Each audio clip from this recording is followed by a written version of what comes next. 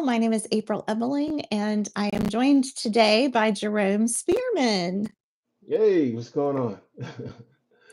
We wanted to get on and talk a little bit about all the different options you have when you're doing your own claim and why you might choose either a veteran service officer or a lawyer or a claims agent, or why you might choose to do it yourself. So, we're going to go through all those options, and then we're going to talk with Jerome about his experience and why he got into becoming a claims agent and who he hopes to help as well. All right, so let's start with VSO. Jerome, do you have experience working with a VSO? What is your background there? Yeah. So first of all, again, thank you for just allowing me to share the space with you and to be able to give my uh, my experience of going through not only just being a VSO, but also going through the process as a regular soldier, as a soldier that left Joint Base Lewis McChord. So from a VSO perspective, the experience that I had when I left active duty in 2018, I met with my VSO. I scheduled the appointment. I went through all of my medical records. As you know, I'm a registered nurse, so I made sure that everything was crossed, the I's were dotted, the T's were crossed. It was well organized.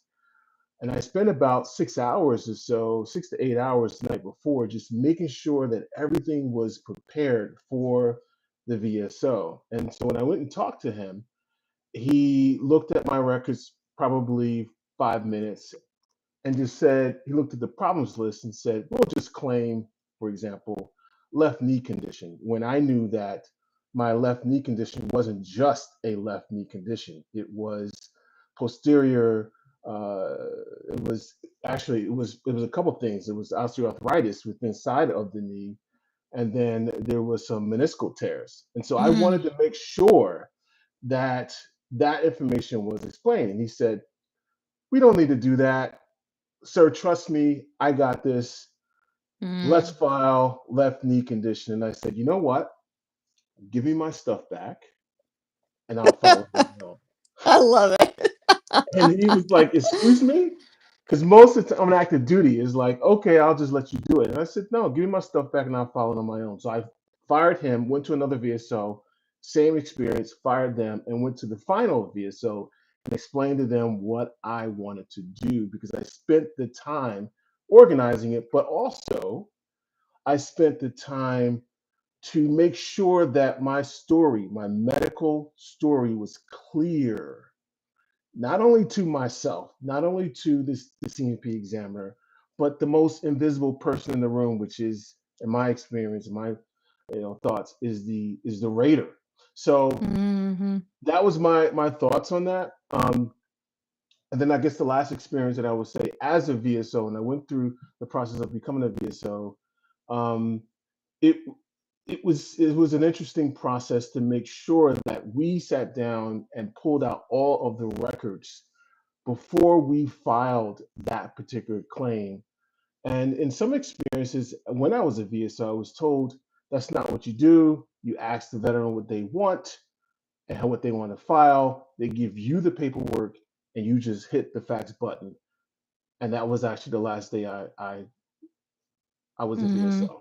That's what made me become a VA accredited claims agent. So sorry for the long roundabout story, but yeah. No, it's important information, and I'm curious, what training did you receive before you were a practicing VSO? Like, what sort of program did they put you through to train you on how to do a claim? It was a trips training, which Oh, yeah, we've done that. yeah, it was a trips training. And pretty much that was it. It was what you did on Mm, your own.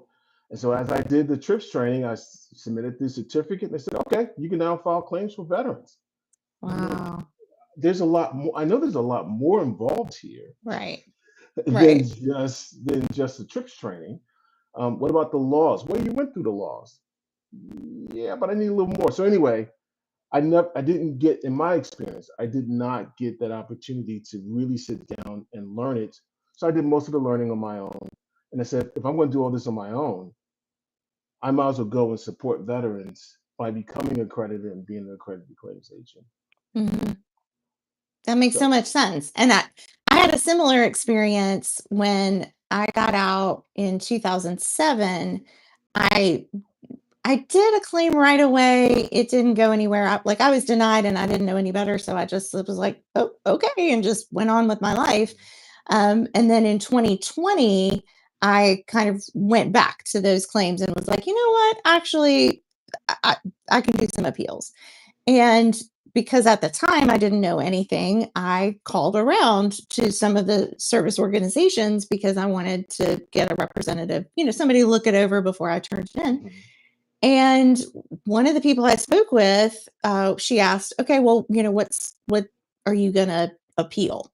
And one of the things I had been denied service connection for was a foot condition, like bunions on my foot or mhm, on my feet. And so I said, "Oh, I want to appeal this denial for bunions." And she said, "Oh, well, once you get surgery to correct those bunions, you're not really going to have a compensable rating, so it's not worth it." Like, just basically was like, "Don't even bother." Well, thankfully, I didn't listen to her, just like you didn't listen to your person or multiple people.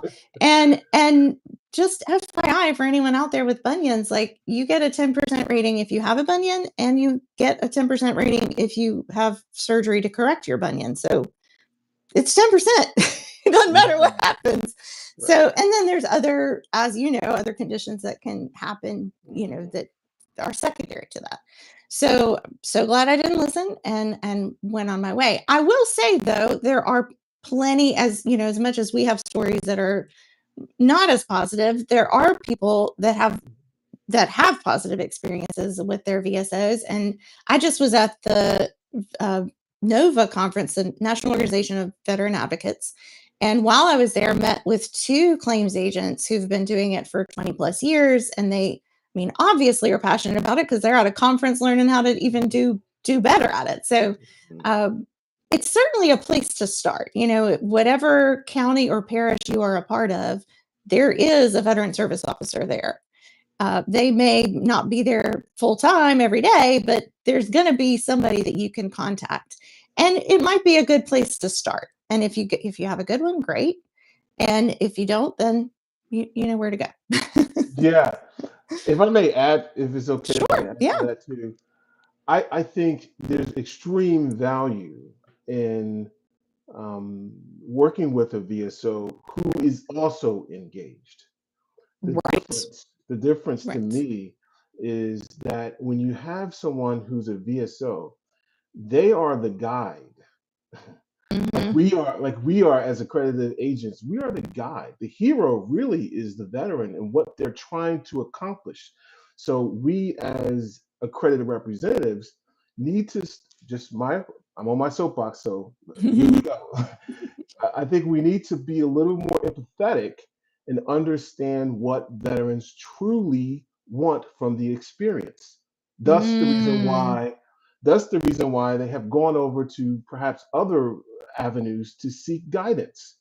So I think, there's also that opportunity for us as accredited representatives, VSOs, VA lawyers, the whole nine, to be able to give the right type of instruction and education, because that's really what I think a lot of veterans are looking for, is someone who can educate them and also allow them to be a part of that process and understanding what the strategy is and where we're going and how we're going to get there, Hmm. versus just I'm going to just take this on and you just sit back and, I don't know. For me, that is the kind of veterans that I enjoyed working with, are the Yes. ones who were very involved. So there are very good VSOs.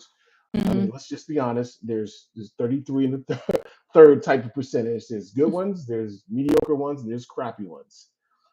So the opportunity is, how do you select? That would be a good question that I would like to pose to you. Like, how do we select these types of agents? How do we Hmm. select the right type of individuals to help us with these claims? Because it's important. Hmm. Well, I will say two things that I say to clients in as part of the intake conversation is one, um, we're in a long-term relationship. Like, if you think we're going to be done with this in 6 weeks, think again. And two, this is a partnership. We're in this together. So, part of the spiel that I give is, um, this contract between you and I that you're about to sign says you're not going to file any claims. You're not going to go rogue and just go do your own thing without talking to me first. But the same goes for me. I'm not going to file claims for you without talking to you first, right? We're a team. And like I said, and we're in a long-term relationship. So if in this, initial 10-minute conversation you're not feeling it, then there's plenty other good people out there, right? Mhm. Um, and I will also say just work with somebody who answers the phone, who answers your email, who gets back to you. In that initial, when you're feeling each other out and trying to decide if it's a good fit, if in those interactions you're getting a delayed response or no response, then that's a sign that the people are either overworked or communication is going to be an issue. And that, to me, I'm not perfect. I'm only one person. You and I both. We're claims Yeah. agents who work like all by ourselves, Right. right? Right. And Right. so we don't have staff. We don't have, if we're on a family vacation, we're on a family vacation. Mhm. Um, but I always try to communicate with my clients ahead of time. Hey, listen, you know, in 2 weeks, I'm going to be gone for a week. So if you've got something pressing, let me know. And during that period of time, I won't be available. So just know that, you know? Mm. Yeah. Yeah. I mean, I agree. I think that with what I found with veterans also, and I'm quite sure you can chime in on this one too, but the ones that I've been interacting with, they want that Yeah, personalized exactly. assessment. You know what I mean? Mhm, Like the ones that I talked to one yesterday, and he was like, I talked not to bash anyone, but I'm just telling you his experience. mhm, He said I talked to a VSO yesterday or the other week, and I he couldn't even remember the concepts of what we mhm, talked about in my claim, and I also offered him the reasons probably as to why he probably couldn't. He has a caseload that's mhm, probably over 25, mhm. and Oh, well over. Yeah, I'm yeah, sure. it's difficult. It's difficult to Mhm, try to manage all of that.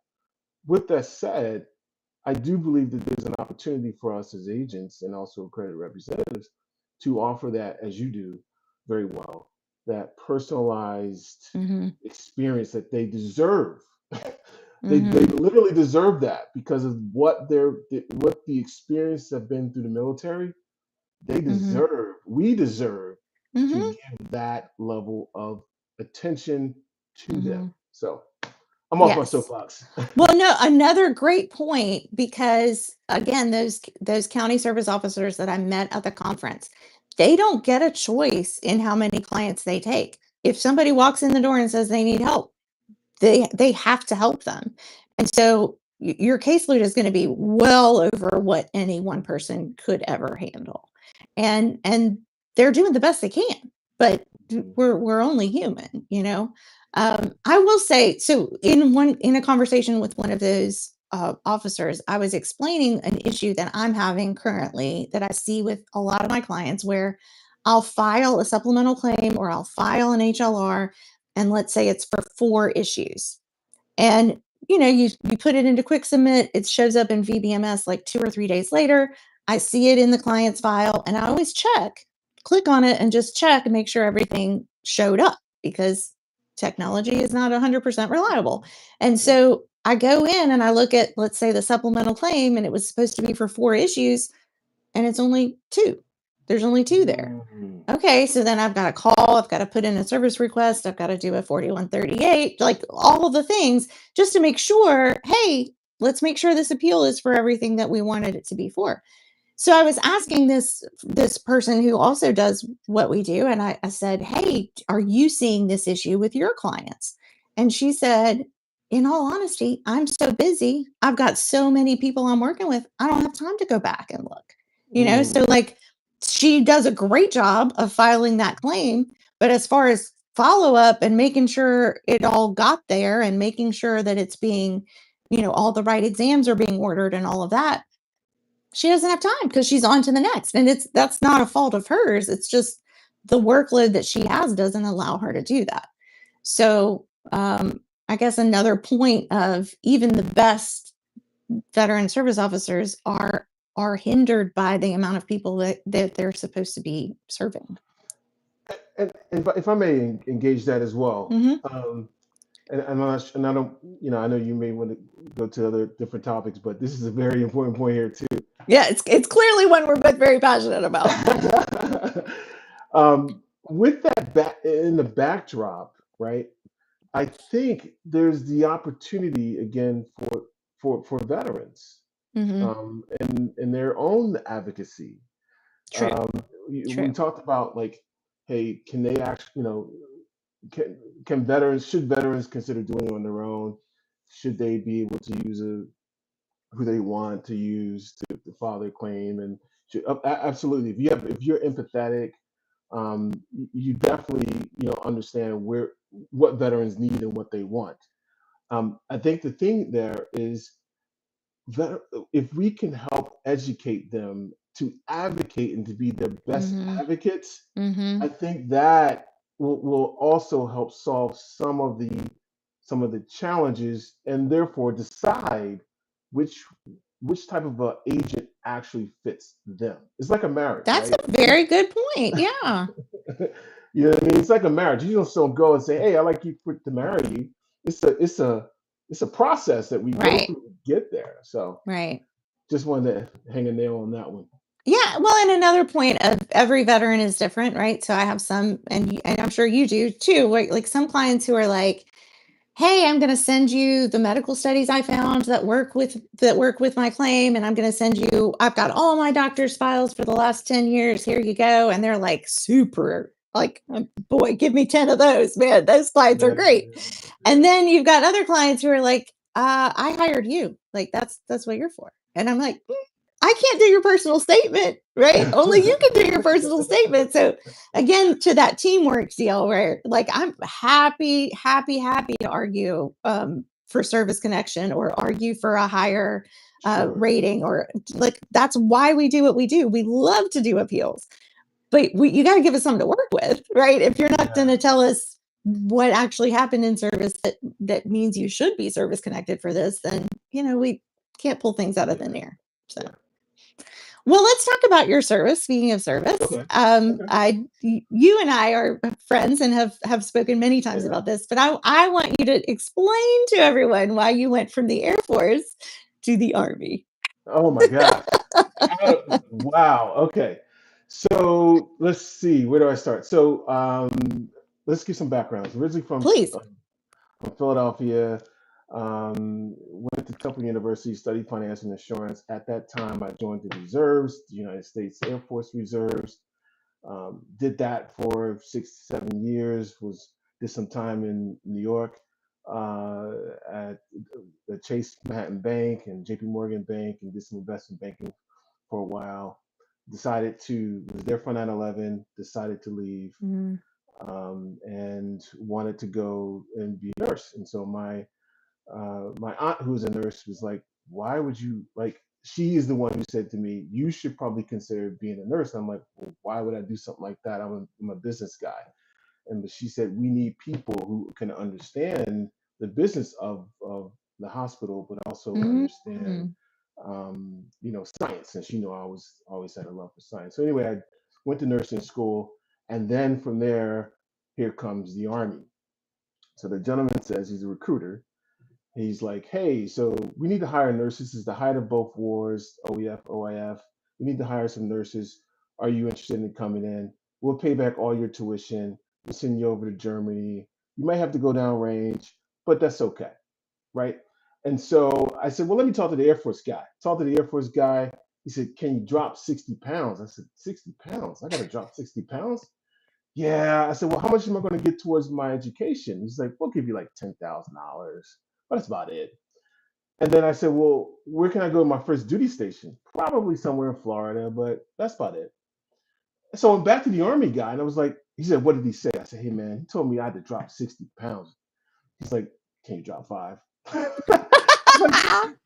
I was like, yeah, I could drop 5. And he was like, hey, so how much student loans do you have? I said, bro, I have over $83,000 worth of student loans. He said, oh, we'll pay that. Do you want to take out another 40,000? So he paid up to $125,000 of my student loans. Amazing. And then I went to the Army. And so it was a great experience because actually I learned a lot more, honestly, being in the Army than I did when I was in the Air Force. What? Yeah, I mean, land nav. I mean, we in the Air Force we don't do land. They do that. And so I'm out there with my compass and everything, and trying to shoot my azimuth. And I got an NCO. It's like, okay, sir, let me just take this from. Let me show you how this works. So that was good. I enjoyed. So that's the story. That's how I transitioned from Oh my the Air gosh. Force and into the Army. But I was there at a time because I wanted to serve, and give back because we needed people, and they needed a lot of people over in Germany, and that's where I saw a lot of the trauma and Mm, bird's eye view of what really happens mm-hmm, over in Afghanistan and what happened in Iraq. mm-hmm, Um, Multiple types of situations, arms blown off, legs blown off, things of that mm-hmm, nature, peppering, just a lot of different types of situations. And so my heart goes out for post 9/11 veterans mm-hmm, because I took care of a lot of them at Lancaster Regional Medical Center. And many mm-hmm, of them did not know that their career and their military career was going to be over because of that situation. And mm-hmm, that has to do that has when you take a guy who is, a special forces guy, and you tell him he's no longer going to be in that position. mm-hmm. Can you just imagine? Can you just imagine the what happens psychologically with this Right, type of individual that they will no longer be with their crew? They will right. no longer be there Yeah. because of that scenario. And so, um, there's a lot to unpack there with the post 11 crew and and even the global war on terror crew. But I want to be able to serve them in a manner because I've seen it. I know the Mm-hmm, orthopedic conditions that have they've incurred carrying all these heavy packs, and they have issues with their back and their knees mm-hmm, and their feet and all. I get it. I get it. mm-hmm, I've seen it. And so I want to be able to make a positive impact and change because I know from my experience, my own experience of filing for VA disability claims, that there's a lot of things that were missed or they was attempting to, not purposefully, but a lot of things that were missed just by looking at the problems list. There's things that are inside of the medical record that is gold that mm-hmm, connects the whole entire story. And so if we can connect that story for the VSO, for the CAP examiner, and for the rater, it makes much more clearer sense because now we can see where the gaps are prior to mm-hmm, submitting, and then we can also say, no, we covered all those gaps. We need to make sure we need 100% or we need 90% or whatever the mm-hmm, value is. We're fighting. So that's what I'm fighting for. I'm fighting for the financial security for these individuals and what they want. It's mm-hmm, really about them. It is mm-hmm. not about me as an agent. It is not about me or you as accredited agent. It's really about them. We are in my Mm-hmm. opinion, we are the Well, guides that make that happen. exactly. And also to your point, the veteran may not want to claim. For instance, I several times have recommended to a veteran that a mental health claim might be something they should consider, and they are not open to it. And that is not something they want to do. And that is their business, right? So if that's not something that you're comfortable with and you're afraid, oh, I don't want to work with somebody because they're going to make me XYZ, that's not how we operate. No. Right? I mean, that's a very personal decision. And then, the same could be true for a hand condition or a knee condition. Sure. Like if for whatever reason you're like, you know what, I don't want to get into it. I'm just Yeah. I'm just not claiming that. Well, Yeah. okay, that's your choice. Right. And on the flip side, for me, I chose to specialize. Like you remember we had our conversation. You're like, what in Right? the world? Um, Right. I chose to specialize in orthopedic claims for post 9/11 veterans because there's a significant issue that many of them have. You know, like I said, pes planus, flat feet, knee issues, ankle issues, hip issues, back issues, radiculopathy, shoulder issues, neck issues. I mean, you name it. This Mhm. just because of what they've gone through. So Mhm. I chose to be able to help as many as I can with the biggest type of claim that I think is Mhm. possible because I want them to get what they deserve, and it's beyond just for me is beyond compensation.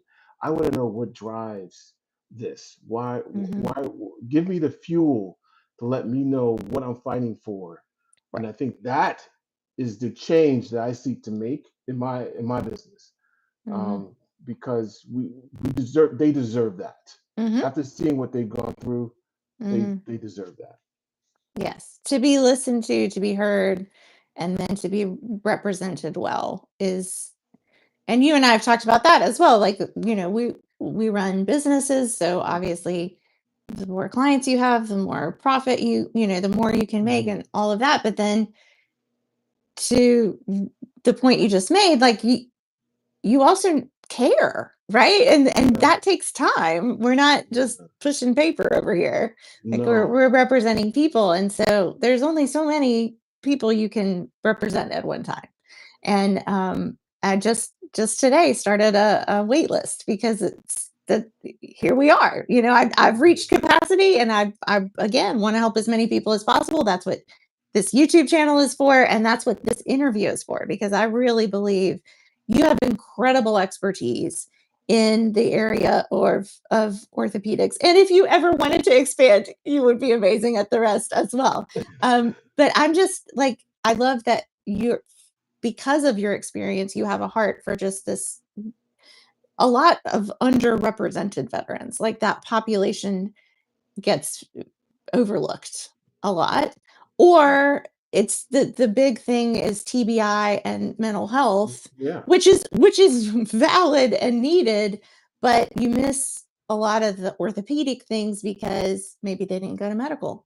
Maybe they didn't ever get seen for the knee problem, or they didn't want to get yeah, seen for the knee problem because then that meant not going on duty and that meant letting their unit down and right. all the things.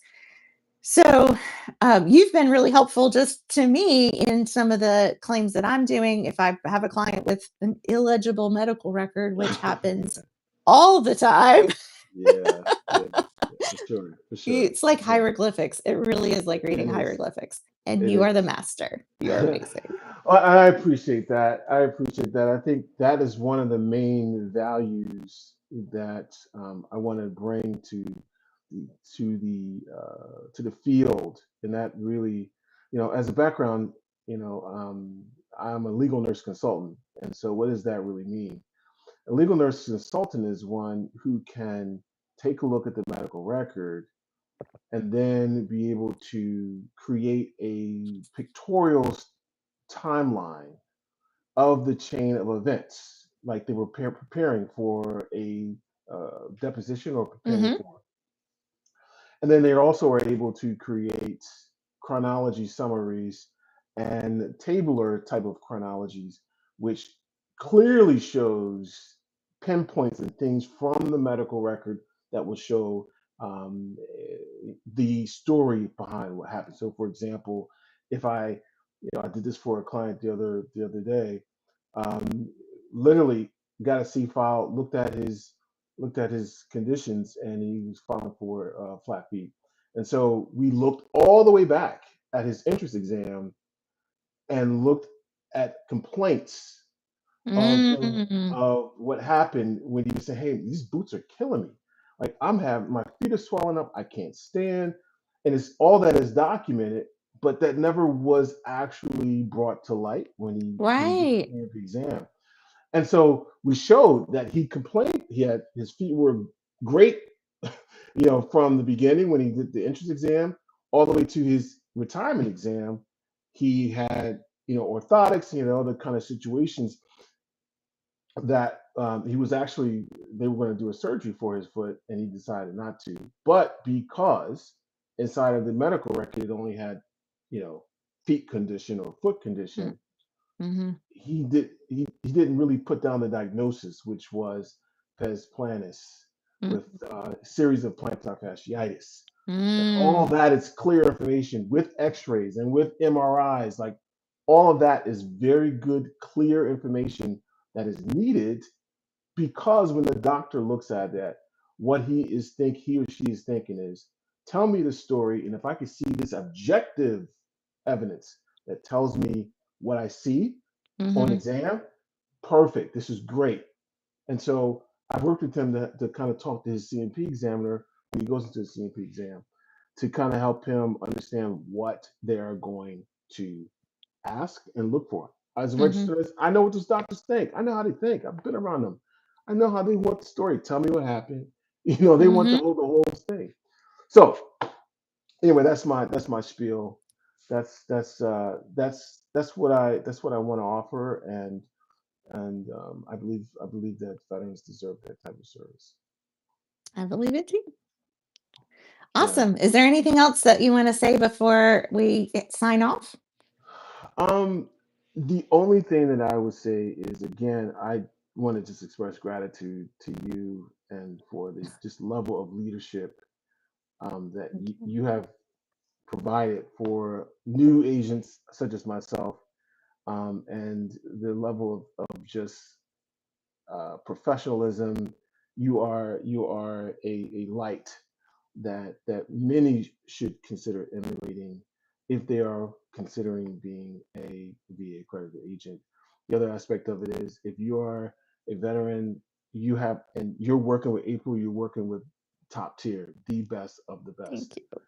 Thank you. So I with that, appreciate that, and we'll connect in a few, but let's sign off for now. And his information, Jerome's contact information is in the description. So if you fit the bill, if you are post 9/11 and dealing with orthopedic issues, here's your guy.